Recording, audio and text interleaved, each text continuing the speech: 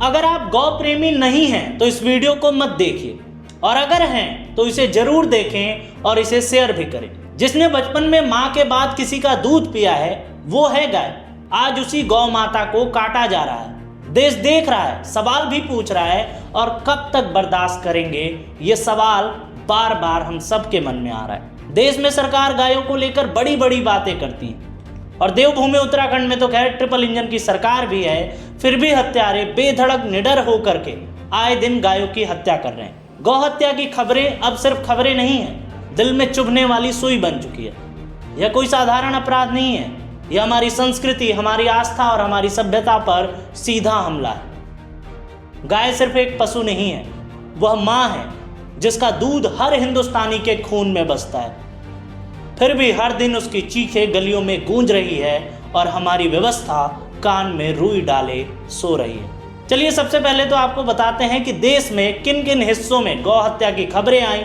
सबसे पहले बात करते हैं मध्य प्रदेश के सिवनी की, जहां नदी किनारे 54 गायों और बैलों के शव बरामद हुए। इसमें प्रशासन की भी बड़ी लापरवाही उजागर हुई। मामला मुख्यमंत्री कार्यालय तक भी पहुंचा। इसके अलावा देवभूमि उत्तराखंड से भी कई गौ हत्या की खबरें आई। राजधानी देहरादून के हरबंसवाला की ही बात करें, जहां 5 गायों के अवशेष मिले। इसके अलावा देहरादून के विकासनगर के हरबटपुर में 13 गायों के कटे अवशेष मिले। इसके बाद रायपुर के ईश्वर विहार में भी एक संरक्षित गाय की हत्या कर दी गई।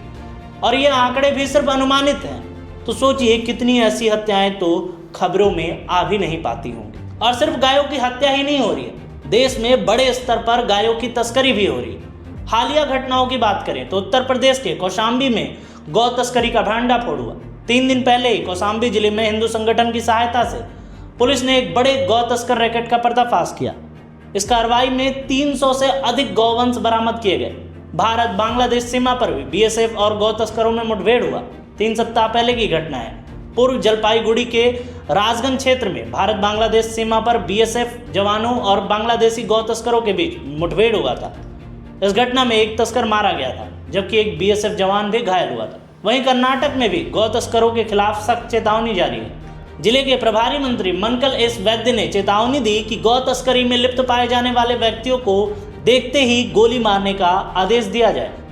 अब आपको बताते हैं कि भारत में गौ हत्या पर कानून में क्या प्रावधान है। गौ हत्या को रोकने के लिए भारत में सबसे पहले कानून ब्रिटिश काल में कुछ रियासतों द्वारा बनाए गए थे, लेकिन स्वतंत्र भारत में इसकी कानूनी शुरुआत 1950 के बाद हुई, जब संविधान में गाय की रक्षा को नीति निर्देशक तत्वों में शामिल किया गया था। भारतीय संविधान के अनुच्छेद 48 के अनुसार राज्य सरकारों को निर्देश देता है कि वे कृषि और पशुधन को आधुनिक और वैज्ञानिक तरीके से संगठित करें और गाय, बछड़ों और अन्य दुग्ध देने वाले पशुओं की हत्या पर रोक लगाएं।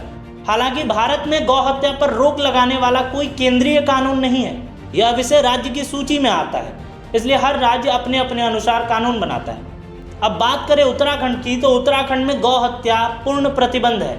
यह विषय राज्य सूची में आता है, इसलिए हर राज्य अपने अपने अनुसार कानून बनाता है। उत्तराखंड गौवध निवारण अधिनियम 2007, जिसमें सजा 7 साल है और जुर्माना 10,000 तक का है, और इसमें हाल ही में 2024 में भी संशोधन किया गया था और इसमें और सख्ती बढ़ाई गई थी।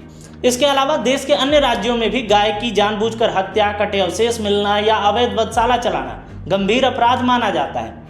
लेकिन फिर भी ये हत्यारे आखिर किसकी छत्र छाया में पल रहे हैं, जो उत्तराखंड में गौ हत्या पूर्ण प्रतिबंध होने पर भी आए दिन गौ हत्याएं हो रही।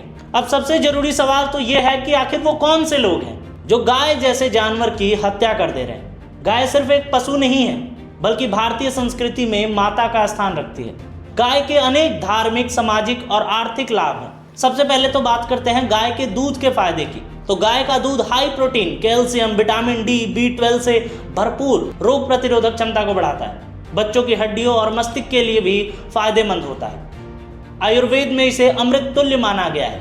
इसके अलावा उसी दूध के घी, दही, मक्खन, छाछ ये सारे बनते हैं जो पाचन में सहायक होते हैं, शरीर को ऊर्जा देने वाले होते हैं। वहीं देसी गाय का घी तो स्मरण शक्ति और आंखों के लिए उत्तम माना गया है। गाय का घी यज्ञ और पूजन में भी प्रयोग किया जाता है। इसके अलावा बात करते हैं गाय के गोबर की। गाय का गोबर भी प्राकृतिक खाद्य, जैविक खेती के लिए सर्वोत्तम माना गया है। इसके अलावा खाना पकाने और बिजली उत्पादन में भी गोबर गैस का या गोबर के उपले का उपयोग होता है, और यह आजीविका का एक बड़ा साधन भी है।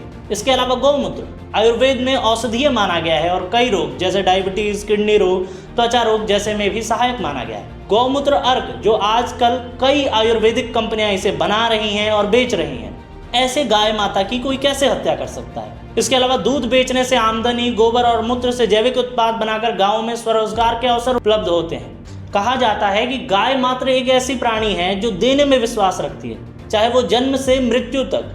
इसीलिए तो इसे माता की श्रेणी में रखा गया है और इसे माँ कहा जाता है। अब ये सिर्फ सवाल नहीं रहा है कि गाय को कौन मार रहा है, अब सवाल ये है कि हम सब कब जागेंगे। जिस गाय का दूध पीकर हम सभी बड़े हुए हैं, अब वही माँ सड़कों पर कट रही, उसके शरीर के टुकड़े नालियों में बहाए जा रहे हैं और हम सब बस मोबाइल पर खबर पढ़कर आगे बढ़ जाते हैं।